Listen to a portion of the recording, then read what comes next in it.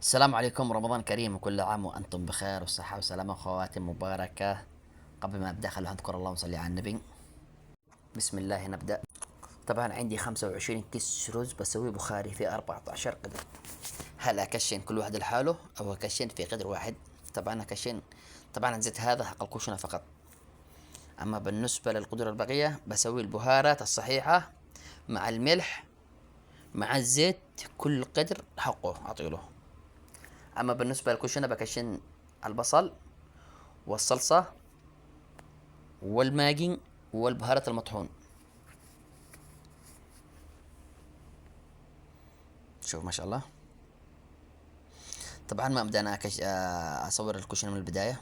زي ما كلمتكم حطيت البصل، حطيت طير البصل، نزلت كرتون صلصه من الكبير مع ماجي وبهارات مطحونه، اي نوع من البهارات المطحونه، كاري، مشكل، اي شيء. بعد ما صارت الكشري جاهز بقسمها في القدور بالتساوي. كل قدر اعطي له كمشه، يعني ارفع. شفت هذه الكمشه؟ كل قدر حبه مليان علشان يجيب لي طعم واحد ولون واحد. شوف ما شاء الله تبارك الله. هي ما تحتاج لأشياء معلمة، تحتاج إلى شوية ذكاء بس، وتختصر الوقت.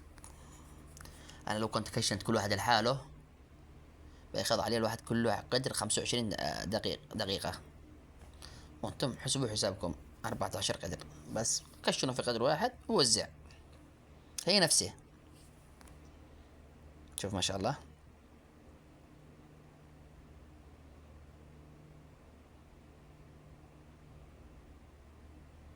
هنا اثنين برضو.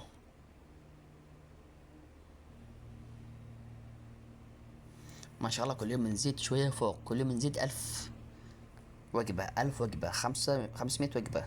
ما شاء الله تبارك الله. هنا بعد ما ثار الماء او قلى، مدري ايش تسموها انتم، بسوي الرز. بنزل الرز. طبعا الرز نغسله من 4 مرات الى 5 مرات. طبعا عندنا اثنين خاص يغسلوا الرز. طبعا ما عندناش وقت للتخنين الرز، عرفت ولا لا؟ على طول نقص من الكيس القدر نغسله ولا القدر على طول. بس كيف اسوي انا؟ اسود المي في القدر، ازود المي هنا عشان الرز يشرب ماء لانه بلا تنقيع. والرز هذا يتحمل الماء. شوفوا كمية الماء. دحين كثير من الطباخين يقول لك هذا الماء زيادة. شوف نهاية الفيديو وشوف كيف. شوف ما شاء الله تبارك الله. بنرفع عليهم النار حتى ينشف منه الماء. طبعا بكبس على كل 3 قدور، 3 قدور بكبس 3 قدور اولا. اخلص من الثلاثة ارجع على 3 ثانيين. شوف هذا واحد، هذا الثاني، وهذاك الثالث.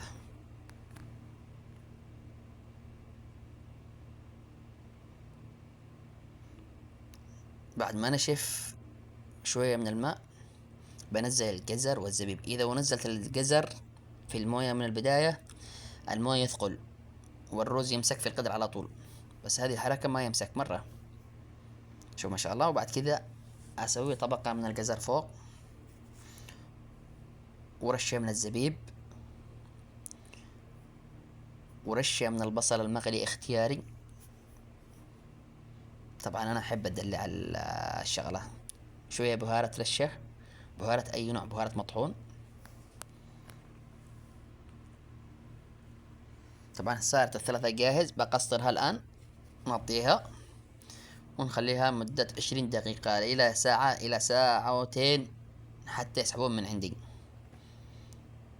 وهنا الثلاثة الثانيين، معليش.